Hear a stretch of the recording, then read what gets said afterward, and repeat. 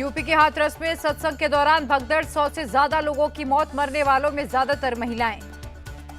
सत्संग खत्म होने के बाद मची भगदड़, हॉल से जल्द बाहर निकलने के चक्कर में लोग एक दूसरे पर गिरे, उन्हीं के ऊपर से निकली भीड़। सीएम योगी कल हाथरस का करेंगे दौरा, पीड़ितों से करेंगे मुलाकात, मंत्री लक्ष्मी नारायण चौधरी ने दी जानकारी।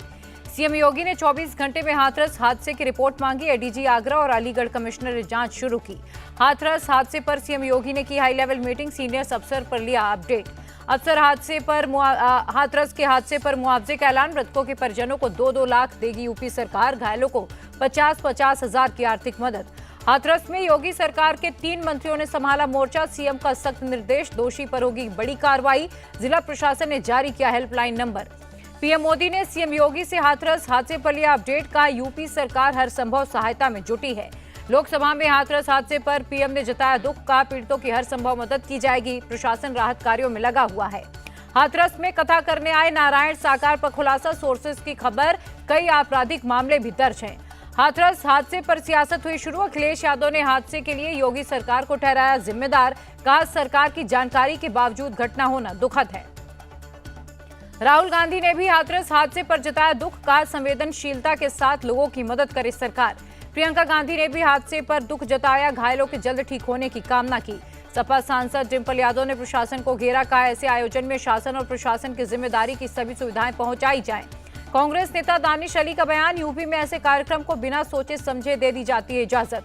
कांग्रेस सांसद केएल शर्मा ने जताया दुख, कहा इस तरह के आयोजनों की तैयारी सरकार को देखनी चाहिए।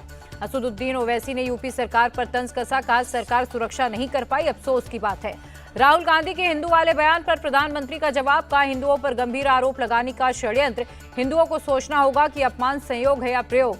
पीएम मोदी ने कहा हिंदुओं को हिंसा, कहा यह कभी नहीं भूलेंगे, कांग्रेस ने हिंदू आतंकवाद का शब्द गढ़ा। राहुल के देवी देवताओं की तस्वीर दिखाने पर बरसे पीएम, कहा जिनके दर्शन होते हैं उनके प्रदर्शन नहीं होते, कांग्रेस ने हिंदू देवी देवताओं का अपमान किया। बिना नाम लिए पीएम मोदी का राहुल पर निशाना, बच्चा और बालक बुद्धि बताया, कांग्रेस रोते बच्चे का मन बहलाने में लगी हुई है। पीएम मोदी ने कहा 99 नंबर लेकर बालक बुद्धि घमंड में घूम रहा है, लेकिन सच तो ये है 99 नंबर 100 में नहीं बल्कि 543 में आए हैं। प्रधानमंत्री मोदी ने कांग्रेस को परजीवी पार्टी बताया, कहा ये जिसके साथ गठबंधन करती है उसके वोट खा जाती है, अपने सहयोगियों की कीमत पर फलती फूलती है। पीएम मोदी बोले कांग्रेस के मुंह झूठ का खून लग गया है, इन्होंने संविधान, आरक्षण, ईवीएम और अग्निवीर को लेकर झूठ फैलाया है। पीएम ने नीट पेपर लीक मामले पर दिया बयान, कहा छात्रों के भविष्य से खिलवाड़ करने वाले बचेंगे नहीं। पीएम के भाषण के दौरान विपक्ष का हंगामा, कहा मैं कुछ लोगों की पीड़ा समझता हूं, लगातार झूठ चलाने के बावजूद भी हार हुई। पीएम मोदी ने कहा हम तुष्टीकरण नहीं संतुष्टीकरण की राजनीति करते हैं, हमारी नियत निष्ठा पर जनता ने भरोसा किया है। पीएम मोदी का विपक्ष पर निशाना, कहा 2014 से पहले घोटालों की खबरें सुनते थे, हमारी भ्रष्टाचार के खिलाफ जीरो टॉलरेंस की नीति है। आतंकवाद को लेकर भी पीएम ने विपक्ष को घेरा, कहा 2014 से पहले आतंकी हमले करके भाग जाया करते थे, आज का भारत घर में घुसकर मारता है। राहुल और कांग्रेस पर जमकर बरसे मोदी, कहा संविधान को सिर पर लेकर घूमने वाले 370 हटा नहीं सके, हमने 370 हटाया, कश्मीर में संविधान भी लागू किया। पीएम मोदी के तुमसे ना हो पाएगा वाले बयान पर मल्लिकार्जुन खड़गे का तंज, कहा यही बात जनता ने चुनाव में आपसे कही थी। पीएम मोदी को ऐसी भाषा का इस्तेमाल नहीं करना चाहिए था, कांग्रेस सांसद मनीष तिवारी का बयान। पीएम का भाषण सिर्फ एक आदमी पर केंद्रित था, अकाली नेता हरसिमरत कौर का बयान। राहुल गांधी ने स्पीकर ओम बिरला को लिखा खत, अपने भाषण से हटाई गई टिप्पणियों और अंशों को बहाल करने की अपील की। राहुल गांधी बोले मुझे जो कहना था वो कह दिया, वही सत्य है, वो जितना चाहे हटा दें पर सच तो यही रहेगा। उम्मीद है राहुल गांधी के खत पर स्पीकर करेंगे कार्रवाई, कांग्रेस सांसद केसी वेणुगोपाल का बयान। राहुल ने बीजेपी को आईना दिखाने का काम किया, कांग्रेस नेता भूपेश बघेल का बयान। आरजेडी सांसद मनोज झा का बयान, आप सदन से भाषण का हिस्सा हटा सकते हैं, लोगों की मेमोरी से नहीं। उद्धव ठाकरे ने राहुल के बयान को बताया सही, कहा उन्होंने हिंदुत्व का अपमान नहीं किया, बीजेपी का मतलब हिंदुत्व नहीं है। उद्धव ठाकरे का राहुल को समर्थन करने पर भड़के बीजेपी एमएलसी प्रसाद लाड, कहा वो वोट के लिए तुच्छ राजनीति कर रहे हैं। राहुल गांधी के खिलाफ मुंबई में बीजेपी का प्रदर्शन, कार्यकर्ताओं ने चलाया जूता मारो आंदोलन। राज्यसभा में नेता विपक्ष खड़गे और सभापति के बीच जमकर हुई बहस, जगदीप धनखड़ बोले आप हर बार कुर्सी को नीचा नहीं दिखा सकते। राहुल का बयान, बीजेपी की नफरत वाली राजनीति पर, ना कि हिंदू समुदाय पर। आप सांसद मलविंदर सिंह कांग का बयान, लोकसभा में आईएमआईएम चीफ असदुद्दीन ओवैसी का मोदी सरकार पर निशाना, कहा मुसलमानों से नफरत करती है बीजेपी, लोकसभा में सिर्फ 4% ही मुसलमान हैं। संसद में अखिलेश यादव का पीएम मोदी पर तंज, कहा 400 पार का दावा करने वाले खुद लाचार, अयोध्या में जीत पर बोले होई वही जो राम रचि राखा। अखिलेश यादव ने नीट पेपर लीक का मुद्दा भी उठाया, कहा नौकरी नहीं देनी पड़ी इसीलिए पेपर लीक कराया जा रहा। 80 में से 80 सीटें जीत जाएंगे तब भी ईवीएम पर भरोसा नहीं होगा, संसद में बोले अखिलेश यादव। स्वामी प्रसाद मौर्य की एमएलसी की सीट पर बीजेपी ने बहोरन लाल मौर्य को उतारा, नामांकन में शामिल हुए सीएम योगी आदित्यनाथ। बिहार एमएलसी उपचुनाव के लिए जेडीयू प्रत्याशी भगवान सिंह ने किया नामांकन, सीएम नीतीश कुमार भी मौजूद थे। बीजेपी के कोटे से राज्यसभा भेजे जाएंगे उपेंद्र कुशवाहा, बिहार की काराकाट सीट से लोकसभा चुनाव हारे थे। कजाकिस्तान के अस्ताना में एससीओ काउंसिल की 24वीं बैठक, 4 जुलाई के एससीओ देशों के नेताओं की मीटिंग, भारत के विदेश मंत्री एस जयशंकर होंगे शामिल। बंगाल गवर्नर ने सीएम पर ठोका मानहानि का केस मुकदमा, ममता बनर्जी ने कहा था महिलाएं राजभवन जाने से डरती हैं।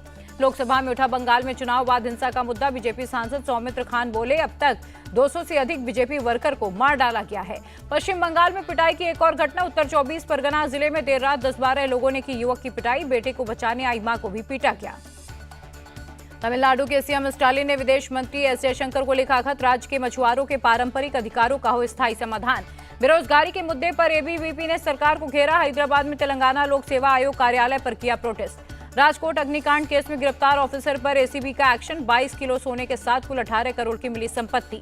यूपी पीसीएस ने 2022 परीक्षा परिणाम में गड़बड़ी का खुलासा, कोर्ट में आयोग ने रिजल्ट में इंटर मिक्सिंग की बात कबूली, फिर से जारी होंगे 50 अभ्यर्थियों के रिजल्ट्स। पटना में आरजेडी युवा मोर्चा ने नीट परीक्षा रद्द करने को लेकर किया प्रदर्शन, हाथों में बैनर पोस्टर लेकर की नारेबाजी। केजरीवाल की याचिका पर हाईकोर्ट ने सीबीआई को नोटिस जारी कर मांगा जवाब, 17 जुलाई को होगी मामले की अगली सुनवाई। महाराष्ट्र एमएलसी चुनाव के लिए बीजेपी प्रत्याशी पंकजा मुंडे ने भरा नामांकन, इंडिया टीवी से बातचीत में पार्टी नेतृत्व का जताया आभार। स्वाति मालीवाल का सीएम केजरीवाल को खत, दिल्ली महिला आयोग को कमजोर कर रही है सरकार। पुणे पोश केस में नाबालिग के दादा और पिता को मिली जमानत, ड्राइवर को अपहरण कर कैद में रखने का आरोप था। उत्तराखंड के पिथौरागढ़ में पुराने लिपुलेख दर्रे से कैलाश दर्शन कर पाएंगे श्रद्धालु, 15 सितंबर से खुलेगा रास्ता। पूरी रथ यात्रा को लेकर तैयारियां हुई तेज, डीजीपी अरुण कुमार ने सीएम मोहन चरण मांझी के साथ की समीक्षा बैठक। दिल्ली में 11 जुलाई से 9 अगस्त तक वृक्षारोपण का चलाया जाएगा अभियान, दिल्ली के पर्यावरण मंत्री गोपाल राय ने दी जानकारी। सीएम विष्णुदेव साय ने उद्योग विभाग का सिंगल विंडो पोर्टल लॉन्च किया, कहा पोर्टल से उद्योग को लेकर समस्याओं का होगा समाधान। भजन लाल सरकार की कैबिनेट का बड़ा फैसला, गहलोत सरकार में बनाए गए गांधी वाटिका न्यास को किया गया भंग, कोटा में ग्रीनफील्ड एयरपोर्ट का फैसला। लखनऊ में यूपी कैबिनेट की मीटिंग, सीएम योगी की अध्यक्षता में 11 प्रस्तावों पर मुहर लगी। यूपी के बहराइच में सिंचाई विभाग की पहल, बाढ़ और मिट्टी के कटाव को रोकने के लिए लगाए गए जियो ट्यूब। अमरनाथ यात्रा का आज चौथा दिन, श्रीनगर के पंथा चौक बेस कैंप से तीर्थयात्रियों का एक और जत्था रवाना। जम्मू कश्मीर के कुपवाड़ा में सुरक्षा बलों को बड़ी सफलता, हथियार, गोला बारूद और विस्फोटकों का जखीरा बरामद। तिरुवनंतपुरम में फ्लाईओवर से नीचे गिरा स्कूटर, सीसीटीवी में कैद हुई घटना, स्कूटर सवार पति पत्नी और बच्चे की हालत गंभीर। सलमान खान के घर फायरिंग केस में पनवेल पुलिस का खुलासा, आरोपियों ने शूटिंग के दौरान हमले की बनाई थी योजना, 25 लाख रुपए की ली थी सुपारी। तमिलनाडु में महिलाओं के नेतृत्व वाले स्टार्टअप को बढ़ावा के लिए राज्य सरकार की नई पहल, मंत्री उदयनिधि स्टालिन ने टीएन राइस को किया लॉन्च। कोलकाता में इंजन ऑयल फैक्ट्री में लगी भीषण आग, कड़ी मशक्कत के बाद आग पर पाया काबू। कर्नाटक के शिवमोगा में गांधी बाजार में आग, 5 दुकानें जलकर खाक। कलबुर्गी के स्कूल में खाना खाने के बाद 30 छात्र हुए बीमार, सभी को अस्पताल में किया गया भर्ती। यूपी के जौनपुर में शहाबुद्दीन गैंग का शूटर एनकाउंटर में ढेर, एसटीएफ ने AK-47 और पिस्टल भी बरामद की। दिल्ली में रिंग रोड पर पलटी डीटीसी बस, बाल बाल बचे यात्री।